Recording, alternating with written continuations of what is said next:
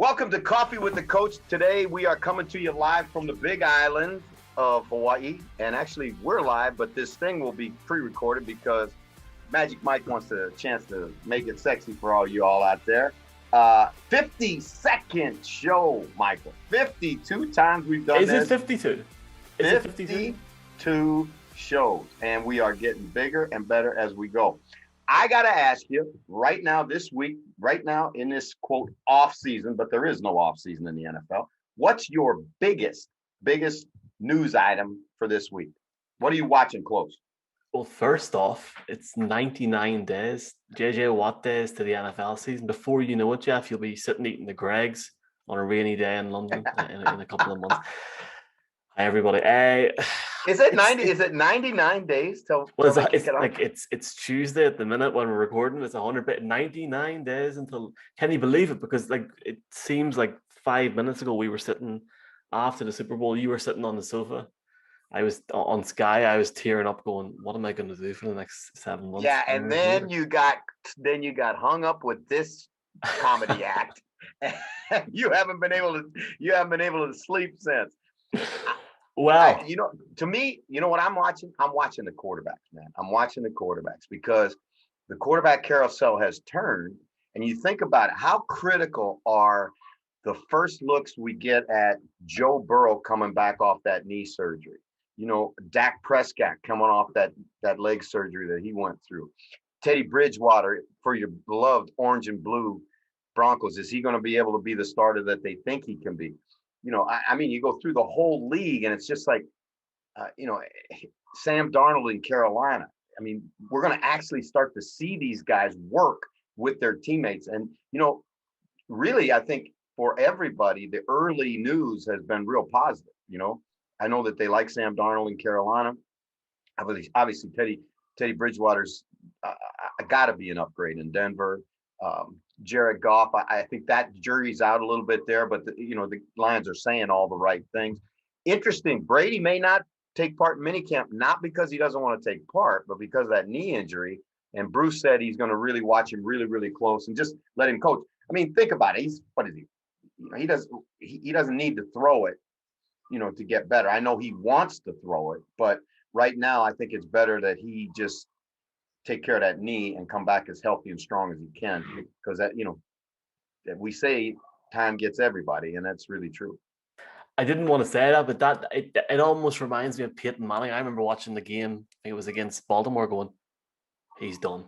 Oh my God, he's done. He can't do it anymore." I wonder, is the same happening? It probably hasn't happened. Now I've said that. Don't be a conspiracy theorist. One thing I will say how about Matthew Stafford? How about Matthew Stafford?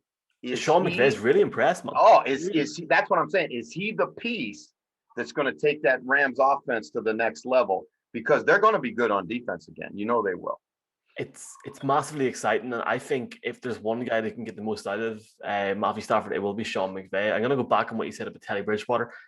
Yeah, there's been, I think, first day of the second round of second week of OTAs now, the Broncos, and he's doing a lot better than Drew Lock, for example. I think this is obviously recorded on Tuesday. Lock had a bad day. Teddy B was throwing dimes to Judy and et al. So that could be then and gone. And just hearing about Darnold's interesting. But the one for me, Jeff, before we bring the guest on, Julio Jones. Where is he going to go?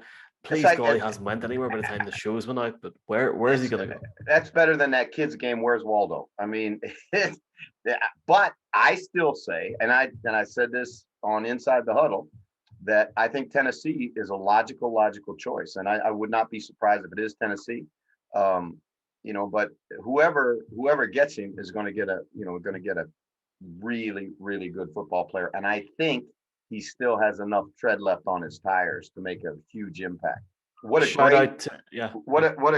great mentor for that young group of receivers in Tennessee. Shout out to the Irish Titans on Twitter, Jeff. Big fans of you and me, hopefully, that are literally dying for that to happen. So maybe it will happen. Maybe it won't.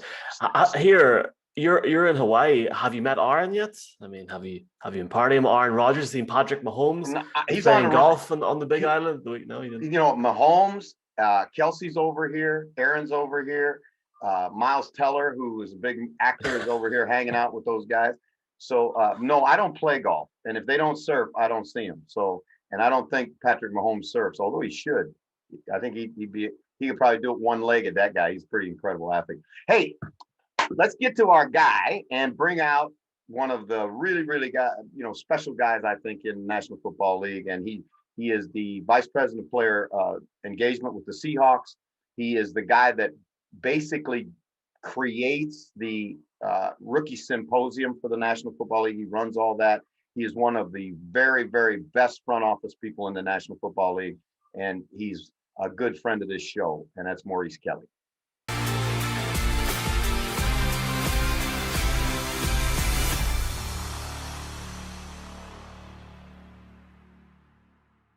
Hey, welcome to Coffee with a Coach number 52. This is a 52nd edition of the show. And today, there's not much I can say better about a guy than to call him one of my guys. And that's only a handful of dudes on this planet that get that title. And this one right here is one of the original my guys.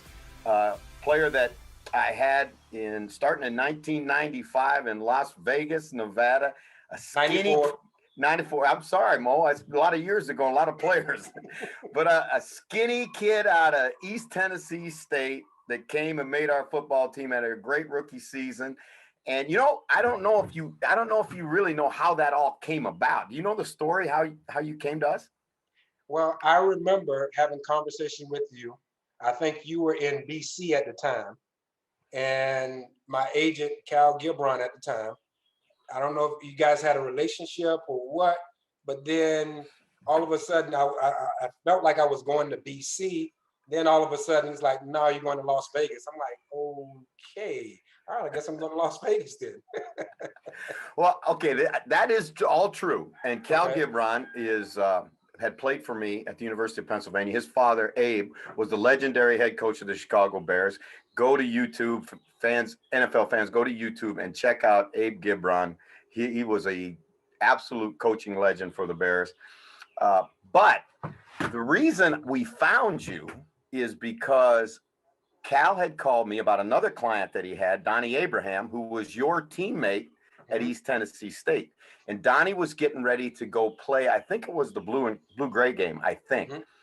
And Cal asked me if I'd come to Tampa and, work with him for a long weekend, 4 days, before he went to camp at the blue-gray game.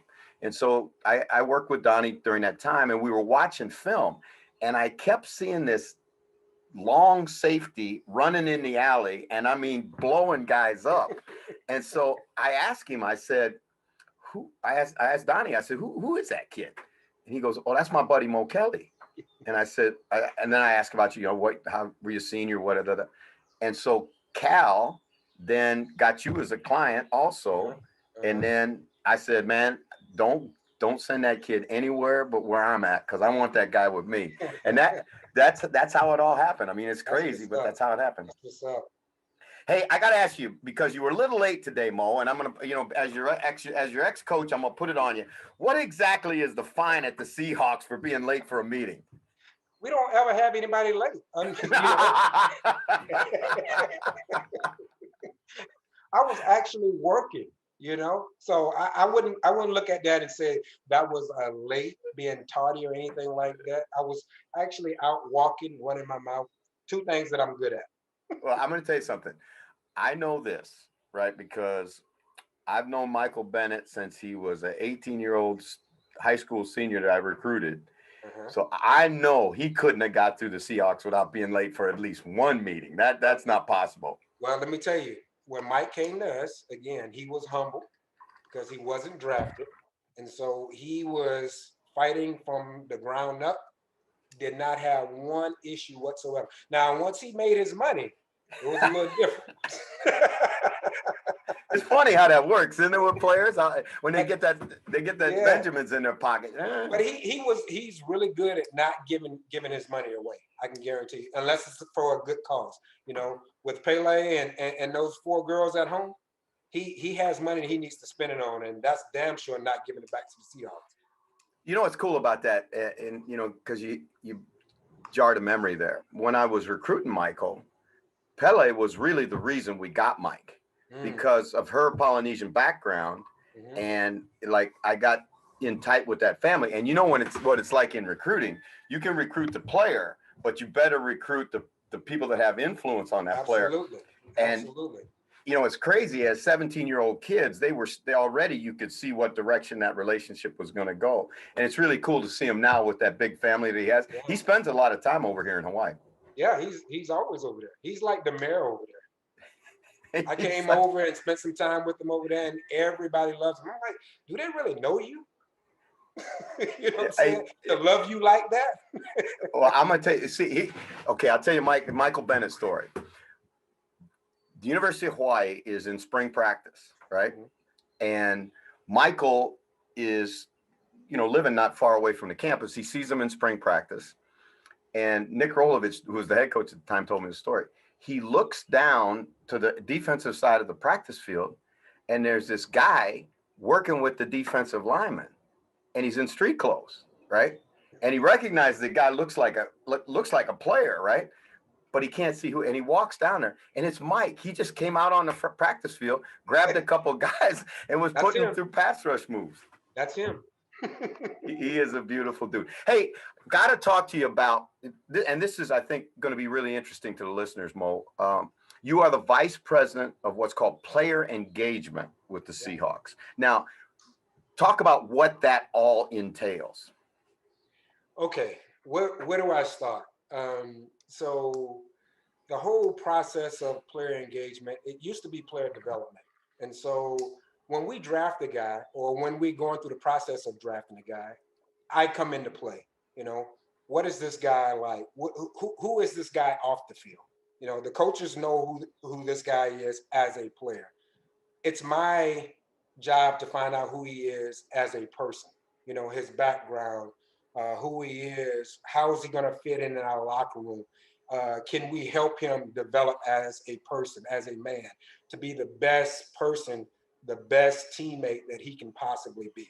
Our coaches are going to do their jobs, which is to get the best out of that player as a player, out of his ability. But then it's my job to be able to help him be a well-rounded individual. So it's my job to help as they transition into the league, the life of, so the day-to-day living in the league, family, friends, managing money, managing their time, all the stuff that comes along with being a professional athlete, and then helping them as they transition out of the league. So, okay, now see, this fascinates me, right? And I knew that was, you know, the gist of your job, because it's really multifaceted, and you probably know more about the Seahawks players and are closer to the Seahawks players than anybody in that building. And I've heard that from a number of guys, that to go to your office, it's like, you know, it's like you walk in there at any time of the day and there'll be guys in your office just hanging out because they feel comfortable. When you're getting ready to draft a guy, Mo, because players are so sophisticated today, they're so well trained, the interviews, they go through mock interviews, the agents are telling them you need to say this, how do you find out the real guy? How do you get in there and get to the real guy?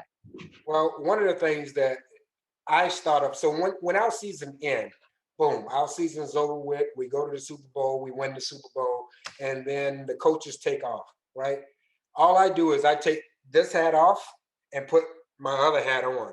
Now it's time for me to get ready for the Senior Bowl, which is coming right around the corner. Actually, the Senior Bowl is when we're the divisional round of the playoffs. So usually I'll take some time off and shoot down for a day or two to get my introduction to the next class, right? So I'll go down, I'll get a chance to see these kids, kind of talk with them a little bit, because this is my first introduction, my face, my name with them, because I'll see them again at the combine, I'll see them again for individual workouts. And so now you're building that rapport, right? And so with that, I go down and I see guys one-on-one. Like if we got a high draft pick, we're a first round draft pick, like let's just say a couple years ago, we were going to draft a running back. I went out and I saw the top 4 running backs. Actually, we brought Sony Michel in-house. I went and I saw Chubb, I went and saw Darius Geis, and I went and saw Penny. Me one-on-one with that player. So I call him up. Hey, I'm Mo Kelly with the Seahawks. I'm gonna come down and visit with you. Don't change anything. I don't want them to change anything. If they're working out that day, that's fine. I'm just gonna meet them where they are. And once their workout is over with and done with, we sit, we talk, we go out to lunch, and it's just me and them on their grounds, not bringing them into our facility when they're buttoned up. They're dotting their I's and they're crossing their T's. Yes sir, no sir. I don't do this, I don't do that. Like you said, they're polished. But when you get a chance to go to their environment, I want to soak up some of what they're soaking up, right? And usually, if they tell me they're working out at 8, I'm there at 7. I want to go and talk to some people who don't have any skin in the game. I'm talking to the janitor. Hey, what kind of guy is this? Is he always on time? Is he this? Is he that? I want to figure out who this guy is. And usually I'm going to spend 2-3 hours with them just chopping it up. I don't really have an agenda. I just want to know who you are, just kind of feel your vibes. And it's hard to keep that in.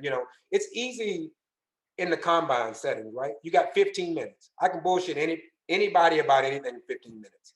Because the first 2 to 3 minutes is the pleasantry. Oh, hey, how's it going? I know this person, you know that person, you laughing it up. And before you really get into it, the first horn is being blown. Right. You got 2 minutes left, so you can get out of that thing unscathed. But if it's just me and you, and we got a couple of hours just to sit back and chop it up, and whatever comes up, and we talk about it and discuss it, that's how I get a chance to. Now, I don't get a chance to do that with all of the guys, but when we start talking about high draft picks, that's kind of when I get a chance to dive into it a little bit more.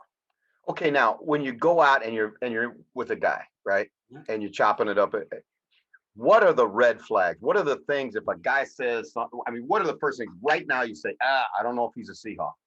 Well, the first thing is when I call them up, and I want them to plan the day. I'm not planning the day. What does your day look like? If he don't have a structure on how things are going right now, and he can't tell me what his day is going to look like 2 days from now, that's one red flag. Number two is he going to show up on time? Like this is a job interview. I don't come across as this is a job interview, but if I'm calling you from the Seattle Seahawks and I'm coming down to see you, you probably should take it as this is a job interview, right? I've had guys that hey, they showed up late for the meeting, and it's just like, man, I do have to go back and report how my visit went. And my thing is I'm looking for the slightest thing. I don't want to tear anybody apart. I just want to know if this guy is going to be a fit for what it is that we're trying to do.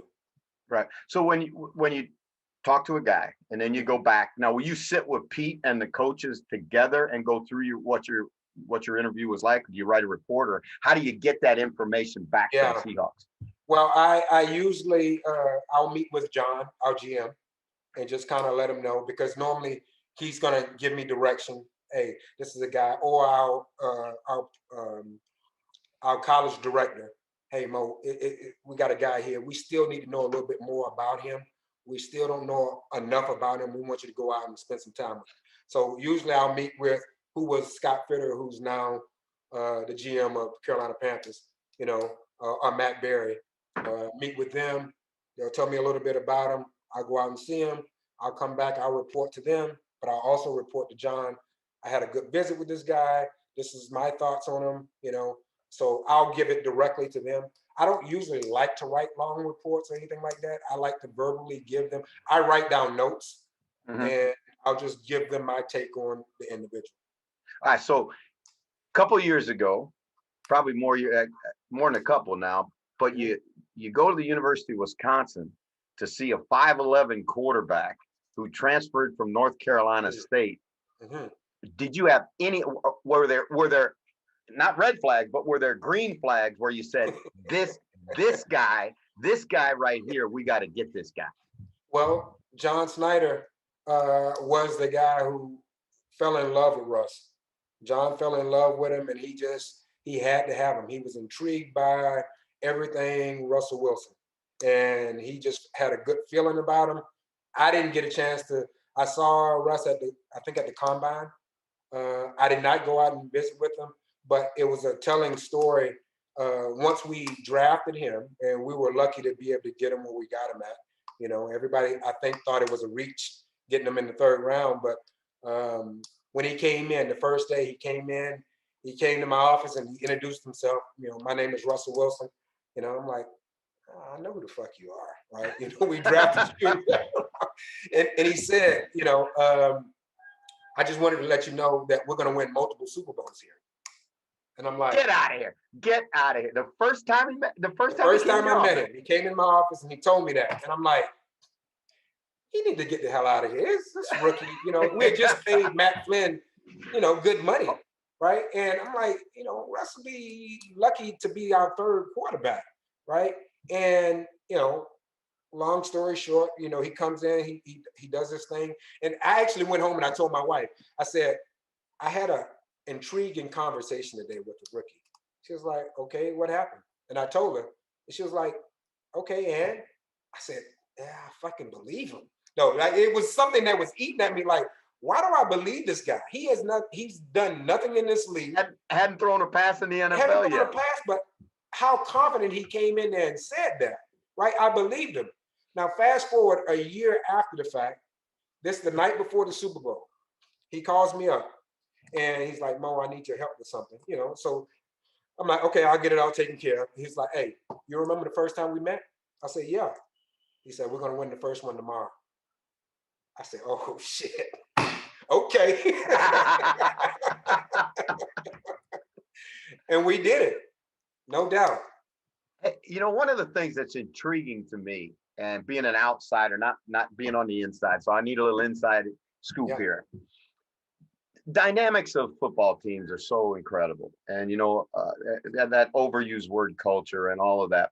But I watched what you guys have been able to do in Seattle, Mo, and you've turned over an entire defense. You know, I mean, it's amazing, really, the churning of the roster that you guys have done. But through all of that, you've never really rebuilt. You've always won.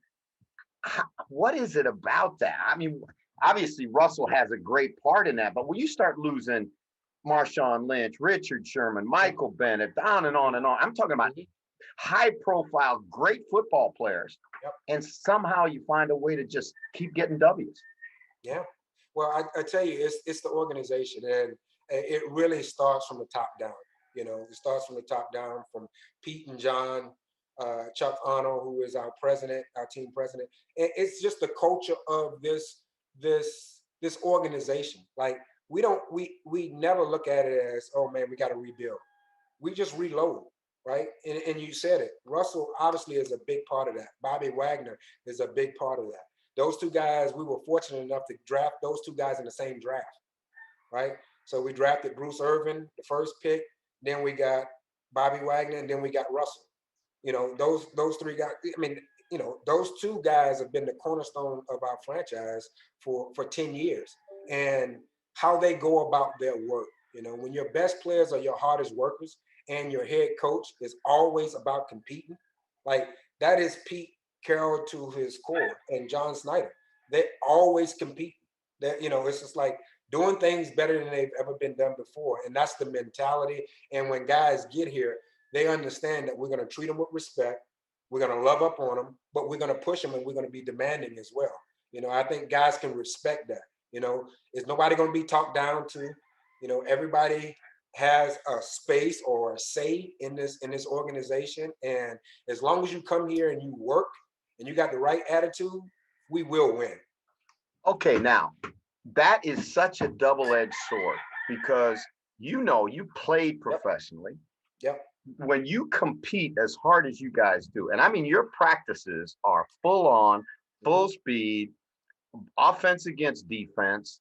I mean competitive.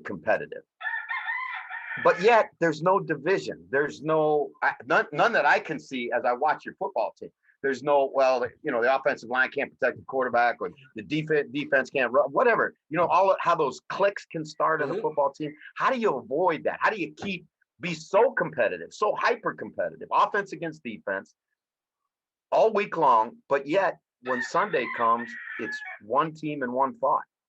Well, I tell you this, it's we've over the years now we've had our fair share of some dust ups now.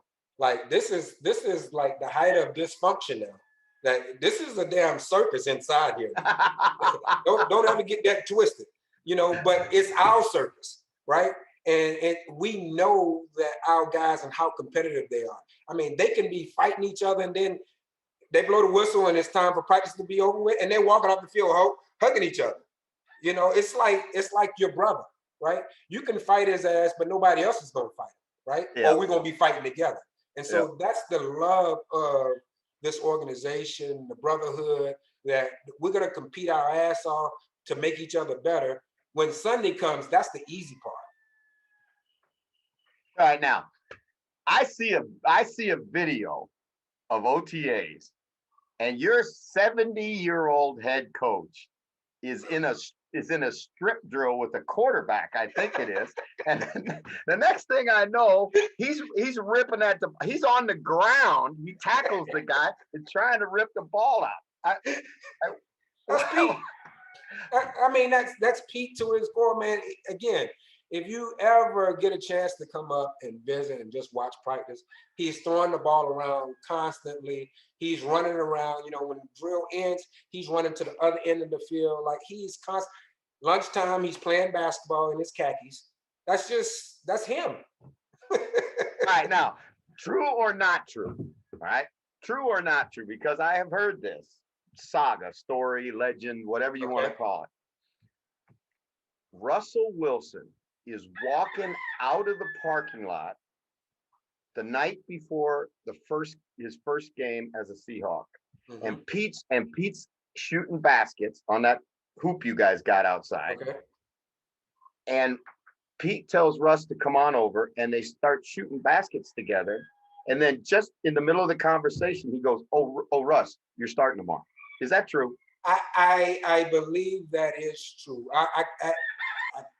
I can't confirm that, but I think that sounds like Pete and how he would do it. That sounds true. All right. Now, you mentioned something. You hit on something. I was going to talk to you about this too, because it fascinates me. You haven't had all choir boys up there. No. All right. You've had guys that haven't fit other places. You've had guys that came with baggage. You've had, you've had guys like Richard Sherman, who is incredibly intelligent, but also very, very outspoken. He's going to speak his mind. Michael Bennett, Marshawn Lynch. I mean, go on and on and on and on and on. How do you empower the player to speak his mind, but recognize that there is a place where you don't step over the line? Yeah, well, the number one thing is we have no problem with guys being outspoken, and it starts again from the top down. I always want to empower our players to use their voices in the right way, but you need to be educated on what it is that you're speaking on. And one of the things that I can always say about our guys, you can say what you want to say. They can be loud, they can be brash, but they know what the hell they're talking about, and they do their homework. Sherm is just always pretty much looking for an argument. If you told him the sky was blue, he would say it's red. He's just that way. But by the end of that argument, you're like, well, shit, maybe it is red. But they know what they're talking about. And I just love that about all of them. They're so competitive, not just on the field, but off the field, and all of the things that they embody, the things that they believe in. All right. Now, I put out a picture of you walking on the practice field with Marshawn, right? And you got your hat on backwards, and obviously you guys you're sharing a moment, right? Yep. Tell us, because he fascinates me. I mean, this is my nickel and dime psychology, Mo. Yeah. But I watched the guy real close, like real close. And I remember the Super Bowl you guys played in. I think it was the one in New York, I think. Okay.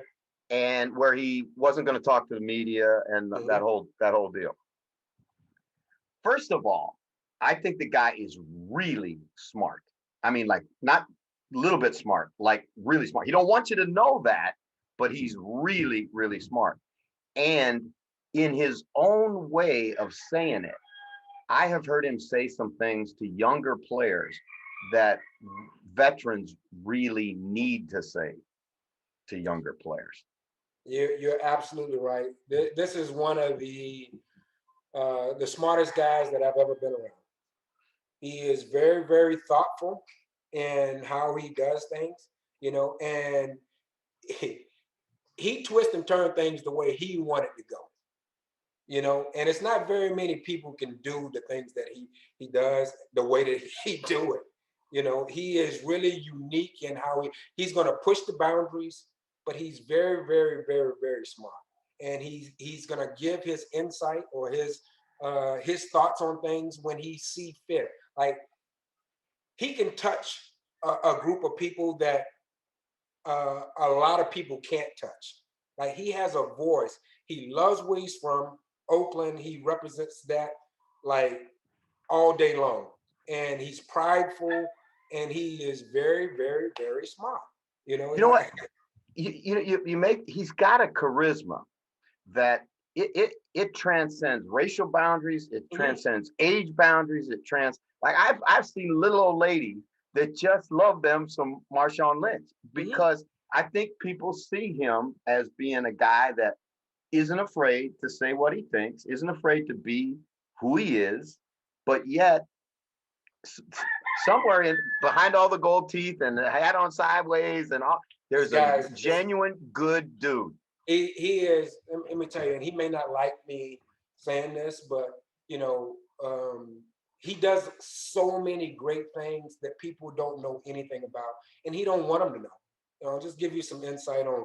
There's one day we were sitting and watching TV, and something came up, and a kid had gotten injured, or I think he got killed, an accident, and he wanted to take care of the funeral. We called, got the information, boom.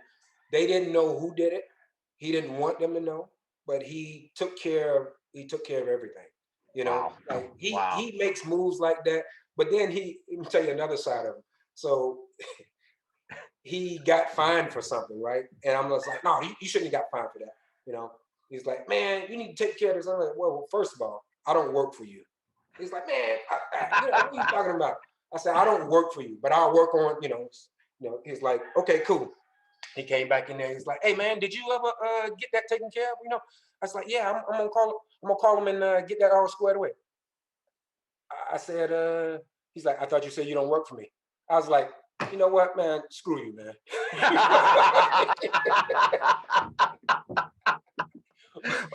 but he said it just to get under your skin. I love it.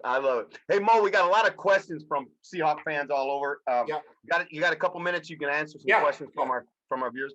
Magic Mike, get out here and let's roll some questions at the big man. Hi there. How's it going, lads? Right. First question is from Cameron in Scotland. Head coach, would you ask Mo how they managed to get a COVID-free season last year? It was pretty amazing, all things considered. Well, let me tell you, by the grace of God, number one, the state of Washington was shut down. But then again, I think it's a credit to our coaching staff, our players, Sam Ramsden, who kind of he oversaw everything. We just did a good job, of just trying to stay on top of things. And, we got tested every day, but still that doesn't dictate how our guys moved when they left the building. So I would say that we were lucky on that. But then again, I would say that everybody was mindful of everybody else. Appreciate that. Give them the one about the 12s, because I about having the stadium packed again, because that one, I like that one. I think this is the one. If it's not, I apologize. From Mark Jones in Dublin, will the reintroduction of fans for the upcoming season mean that the 12th man will be louder than normal in the Pacific Northwest? And did the games with no fans attending have a detrimental effect on players' performance, more so in Seattle last season? Okay, the first one, I don't think they're going to be any louder than they're always loud, so they're going to be, they just had a whole year to rest their voices. But I expect for them to be out in full force, and we're definitely going to need them this year. And do I think that played a big part in this?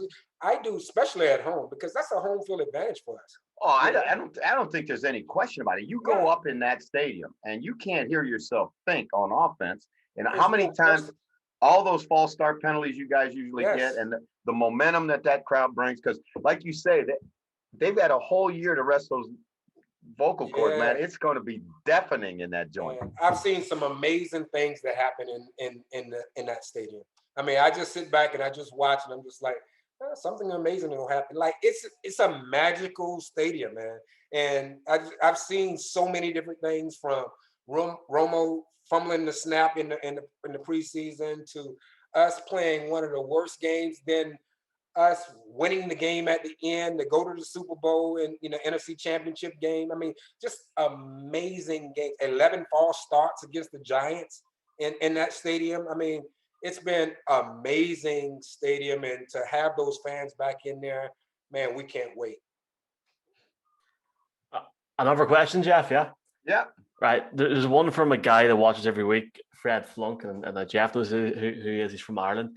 He gave a question, but I'm going to actually give this and his actual question. He says, "What's the next big move for Seattle?" And then he actually texts me 2 minutes later and says, "Is Pete Carroll the sort of guy that would be good to go on a party with? He seems to be that sort of fun." Every day is a party with Pete. that is definitely for sure. You got to be. He kind of fly by the seat of his pants, man. We're always moving and shaking. There's always something going on. We're always competing, whether it's shooting hoops or doing whatever it is that we're doing. We're going to always compete. All right, whose idea was it when you brought DK into the room after you drafted him into the coach's room, and all of a sudden Pete strips his shirt off, and he want to have a flex down with DK? I wasn't in that. Hey, so one of our scouts, I think it was Matt Berry. I think Matt told him when DK was walking in, I was kind of behind the chalkboard. He told him, "Hey, take your shirt off and show him your ass." And again, Pete just flying by the seat of his pants. He seen him come in and strip his shirt off, so he was like, "Shit, I'm gonna take mine off too." All right, now we got one question about a football question about the offensive line. Can you pull that one up, Michael?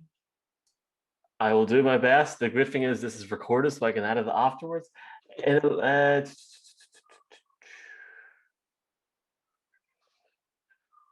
I can't find one on the offensive line. There's one about Vegas. There's one about. I'll ask it because I remember it. Right. Okay. Go for it. Sorry, man. Is the offensive line going to keep Russell on 2 feet this year? And that was from a UK Seahawker. Oh, I mean, okay. First of all, what kind of damn question is that? That's their job. Yeah, I mean, I think that everybody wants to do well. I mean, they want to keep Russell upright, but again, the other side gets paid as well, right? They want to knock his damn head off. Well, so, I mean, especially when you realize what he's worth to your offense. Absolutely. I don't think there's any question about that. Yeah, our offensive line. I mean, they're gonna be raring to go to do their best to protect Russ and the running game as well. Michael, give me one more, and then we're gonna have to call it a show. I'm gonna jump in with one just because I can. International player pathway. One of my favorite videos, Mo, was that video of Pete Carroll. I think you were behind him, or somebody was behind him clapping. You got the German guy, Aaron Donko. I probably pronounced his surname wrong, but have you had a chance to meet Aaron yet? Yeah, his name Aaron. Aaron, yeah. Aaron. Yeah. No. He's been amazing. He's been amazing. He's one of the first ones in the building and one of the last ones to leave. And he's taking part in our rookie success program, and he's in there. He's asking questions, and it's great to have this this program, and he's been great for us. We're looking forward to having him all year. Mo, I got to tell you again, I love you. Always will. Always. No doubt. And I want to say thank you for coming on and giving us this time. It's really an awesome thing when we can get this kind of inside information from a guy that's so critical part of the Seahawks success. And we wish you guys continued success. Take care of that beautiful family of yours. And Yeah, absolutely. I hope I see you down the road real soon. Yeah, man. Anytime, anytime. And because of you, I got this opportunity. And I appreciate everything that you've ever done for me. Love. Love. All right. Take care, my All right. brother. Take it easy. Aloha. Thank you. Yep.